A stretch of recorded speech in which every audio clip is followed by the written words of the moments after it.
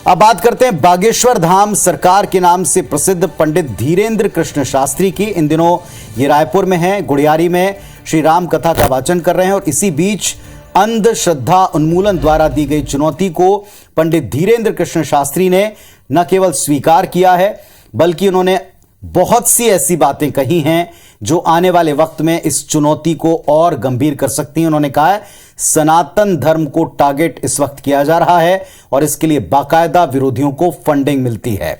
उन्होंने कहा है कि बागेश्वर बालाजी के दरबार में ना बुलाते हैं ना दावा करते हैं, फिर इतना बवाल क्यों है।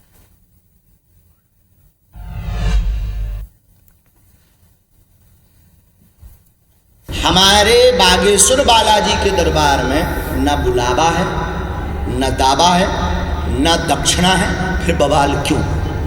ऐसे चलचित्र जो भारतीय सनातन परंपराओं, संस्कृति और धार्मिक परंपराओं के विरुद्ध हो, जिनमें भगवा और भगवा का मान करने वालों का अपमान हो, ऐसे चलचित्रों पर रोक लगनी चाहिए।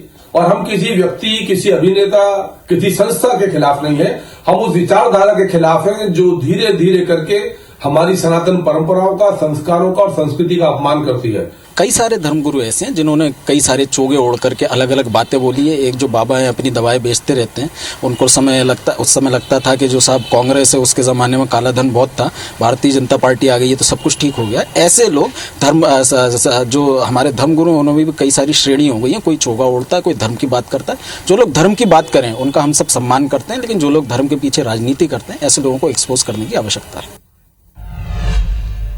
तो दरअसल इस विषय पर सबने अपने अपने तरह से चीजों को देखा और समझा है, लेकिन अपनी कथा शैली और उससे कहीं ज्यादा अपने विलक्षण दरबार के लिए विख्यात पंडित धीरेन्द्र कृष्ण शास्त्री के बारे में आज हम कुछ फैक्ट्स, तथ्यों को डिकोड करते हैं और क्या हुआ पूरे इस घटनाक्रम को भी डिकोड करते हैं। मध्य प्रदेश के छतरपुर में बागेश्वर धाम सरकार का एक अपना आश्रम है और इसी के विख्यात पंडित धीरेन्द्र कृष्ण शास्त्री, इनके अनुयायी आज सारे देश में नहीं बल्कि समूचे विश्व के कई कोने में। बागेश्वर धाम में बालाजी हनुमान जी का एक मंदिर है जिसके दर्शनों के लिए देश भर से भक्त आते हैं।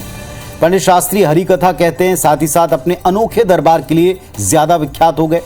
बागेश्वर सरकार की कथा का कार्यक्रम देश के कई शहरों में होता है और लगातार इन दिनों हो रहा है।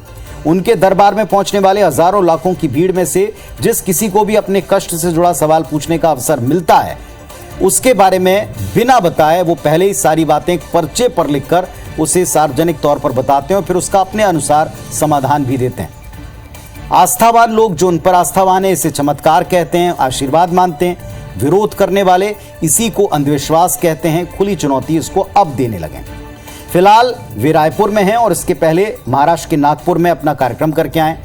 वहां पर जादू टोना विरोधी प्रचार प्रसार समिति के श्याम मानव ने आरोप लगाया कि बागेश्वर बाबा चुनौती से डरकर 2 दिन पहले वहां से चले गए हैं, वो उनको चैलेंज करते हैं। और इसी बात का जवाब आज धीरेन्द्र कृष्ण शास्त्री ने दिया है।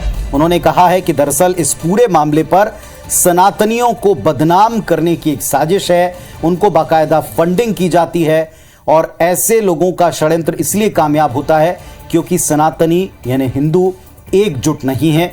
उन्होंने ये भी कहा कि वो किसी भी चुनौती के लिए तत्पर हैं, तैयार हैं। ना वे किसी को अपने यहाँ बुलाते हैं और ना ही दावा करते हैं कि उनके यहाँ कष्टों का समाधान होता, लेकिन विश्वास जाहिर किया कि उनके बालाजी धाम में हनुमान जी सबके कष्ट दूर करते हैं। अब ये आस्था का विषय है, इस पर किसी भी अंदाज को, किसी भी बात को आगे रखने से पहले हर पक्ष को जिम्मेदारी से सोचना चाहिए, फिर कहना चाहिए।